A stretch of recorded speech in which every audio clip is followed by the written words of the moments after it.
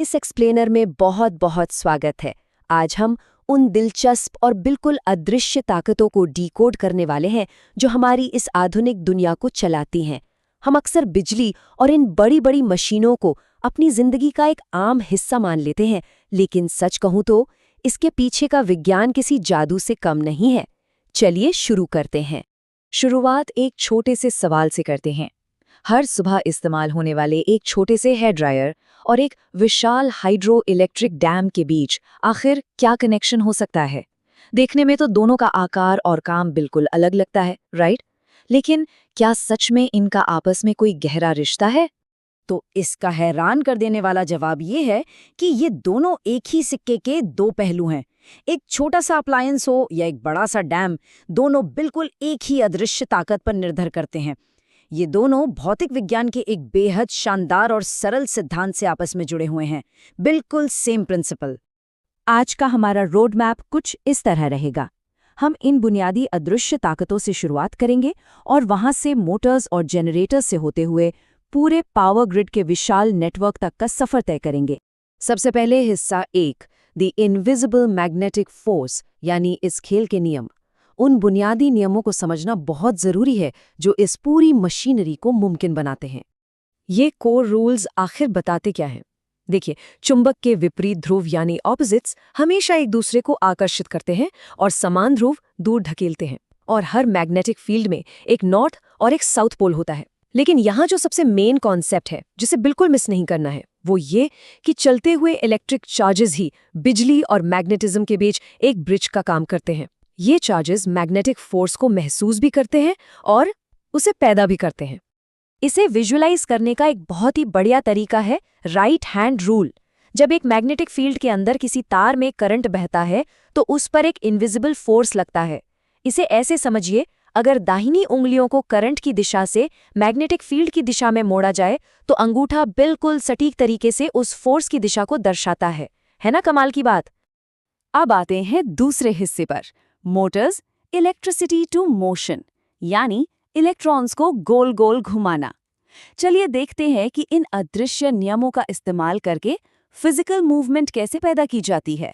एक electric motor के main हिस्से कुछ इस तरह काम करते हैं। एक होता है स्टेटर, जो स्थिर चुंबक है और फील्ड बनाता है। दूसरा है रोटर, जो तारों की कुंडली है और घूमता है। और फिर आते हैं कम्यूटेटर और ब्रशेस, जो हर आधे चक्कर पर करंट की दिशा को पलट देते हैं। होता यह है कि जब रोटर से इलेक्ट्रिक करंट गुजरता है तो मैग्नेटिक फील्ड उस पर एक लगातार घूमने वाला टॉर्क डालता है। सीधे शब्दों में ये सिस्टम इलेक्ट्रिकल एनर्जी को मैकेनिकल काम में बदल देता है। हिस्सा 3, brushed versus brushless Motors, the modern upgrade. यहाँ जो बात सच में बहुत दिलचस्प है वो ये कि इलेक्ट्रिक मोटर्स की टेक्नोलॉजी वक्त के साथ कितनी बदल गई है। पहले की पुरानी ब्रश्ड मोटर्स और आज की मॉडर्न ब्रशलेस मोटर्स के बीच का अंतर काफी बड़ा है। ब्रश मोटर्स में फिजिकल कांटेक्ट होता है, जिससे फ्रिक्शन और स्पार्किंग होती है। नतीजा, वो शोर करती हैं और जल्दी खराब भी होती हैं। दूसरी तरफ ब्रशलेस मोटर्स ये एक इलेक्ट्रॉनिक कंट्रोलर और 3 फेज पावर का इस्तेमाल करती है। हालांकि इनकी शुरुआती कीमत थोड़ी ज्यादा होती है, लेकिन इनमें कोई फ्रिक्शन नहीं होता। इस वजह से इनकी एफिशिएंसी बहुत ज्यादा होती है और ये लंबे समय तक बिल्कुल शांति से चलती हैं। एकदम मॉडर्न अपग्रेड। चलिए अब इस एक्सप्लेनर के सबसे अहम मोड पर चलते हैं। हिस्सा 4, जनरेटर्स, मोशन टू इलेक्ट्रिसिटी। यहाँ एक बहुत बड़ा राज खुलने वाला है जो हमेशा से हमारी आंखों के सामने था। ये ब्रह्मांड की एक बिल्कुल बेसिक सिमेट्री को दर्शाता है।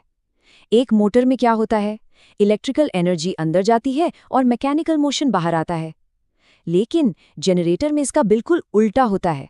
अगर एक मोटर के कॉइल को किसी बाहरी ताकत से मैग्नेटिक फील्ड के अंदर घुमाया जाए तो वो ही सेम हार्डवेयर बस उल्टी दिशा में काम करने लगता है और बिजली पैदा करने लगता है। मतलब मशीन बिल्कुल वही है, बस एनर्जी का फ्लो उल्टा हो गया है। अब एक बड़ा ही चौंकाने वाला फैक्ट सुनिए। जनरेटर जो ऑल्टरनेटिंग करंट यानी एसी बनाते हैं, वो हर साइकिल में 2 बार 0 से होके गुजरता है।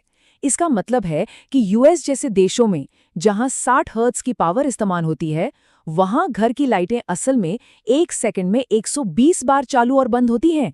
सही सुना, 120 बार। ये इतनी तेजी से होता है कि हमारी आंखें इस झिलमिलाहट को पकड़ ही नहीं पाती। अब आते हैं 5वें हिस्से पर, ट्रांसफॉर्मर्स शेपिंग द ग्रिड। सबसे बड़ा सवाल ये है कि जो बिजली बन गई है वो बिना गर्मी के रूप में अपनी सारी एनर्जी खोए सैकड़ों मील का सफ़र कैसे तय करती है।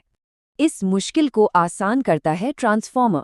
ये एक ऐसी डिवाइस है जो मैग्नेटिक इंडक्शन के जरिए एसी वोल्टेज को स्टेप अप या स्टेप डाउन करती है। ये पूरी तरह से प्राइमरी और सेकेंडरी तारों के घुमावों यानी वायर लूप्स के रेशियो पर काम करता है। ये टेक्नोलॉजी इतनी मजबूत और भरोसेमंद है कि अपोलो 11 स्पेसक्राफ्ट को चांद पर उतारने में मदद करने के लिए भी सिंगल टर्न ट्रांसफॉर्मर्स का इस्तेमाल मैग्नेटिक रोप मेमोरी के रूप में किया गया था। बिल्कुल माइंड ब्लोइंग। तो बिजली का पावर प्लांट से निकलकर हमारे घरों तक पहुंचने का सफर कैसा होता है? देखिए, जब शुरुआत में वोल्टेज को स्टेप अप यानी काफी बढ़ा दिया जाता है तो करंट काफी कम हो जाता है। करंट कम होने से एक बहुत बड़ा फायदा मिलता है। लंबी ट्रांसमिशन तारों में रेजिस्टेंस की वजह से जो गर्मी पैदा होती है, जिसे जाउल लॉसेस कहते हैं, वो बहुत हद तक कम हो जाती है। फिर हमारे घरों तक पहुंचने से पहले सब स्टेशंस पर इस वोल्टेज को दोबारा स्टेप डाउन करके एक सेफ लेवल पर लाया जाता है ताकि हम उसे आसानी से यूज कर सकें। अब आखिर में इन सभी कड़ियों को एक साथ जोड़ते हैं। हिस्सा 6, द सिमेट्री ऑफ इलेक्ट्रोमैग्नेटिज्म। ये वो वक्त है जब हम उस शानदार ड्यूअलिटी पर गौर करेंगे जिसने हमारी मॉडर्न लाइफ को पॉसिबल बनाया है। ये छोटा सा कोट अपने आप में बहुत गहराई रखता है। हर मोटर एक जनरेटर है।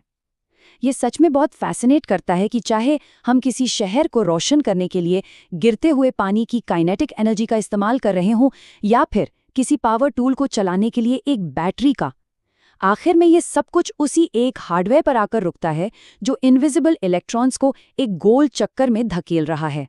सब कुछ वही है। तो चलिए इस एक्सप्लेनर को एक बहुत ही विचारणीय सवाल के साथ खत्म करते हैं।